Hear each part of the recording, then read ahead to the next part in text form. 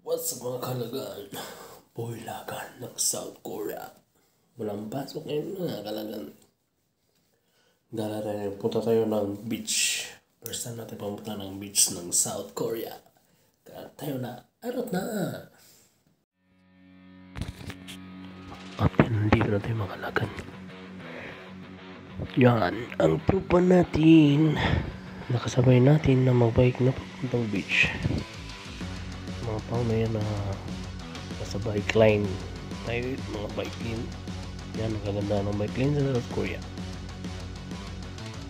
Malinis, napaganda pa ng mga tanawin, no? Nasa gilid na kanan ng yung bike lane, nasa gilid na ng dagat. Super ganda. So marami ka na madadanan din na namimingwit. At ito na, nandito na kami. Yan ang pinupunta na nila lugar dyan. Yung iba nila malalaki pa. Kaya lang, load tayo ng papunta namin dyan mga lagan. Yan, papasok na kami dyan. Yan, papunta na kami dun sa dulo sa maraming namimingwit. Siyempre, picture wala yan doon. Yan, ganda nila, yan, halos yan mamimingwit yan mga kalagan.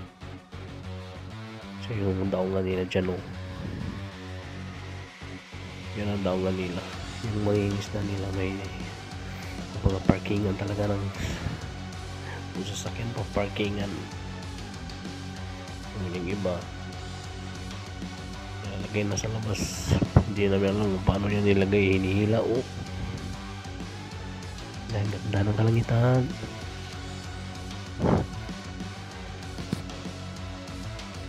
Yan na, papasok na kami doon. Yan yung gate na yun na yung sa K-drama parang sa Miss Secretary ba yun? K-drama, hindi ko alam, basta yan expo yan, may nagsushoot dyan dati dito banda, nakukuha yan, nakikita yan.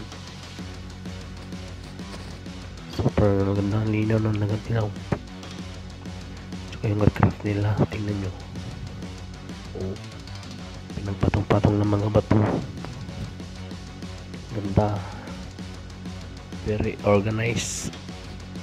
Yan ang mga kabayo namin na gutom na. So siyempre kain na.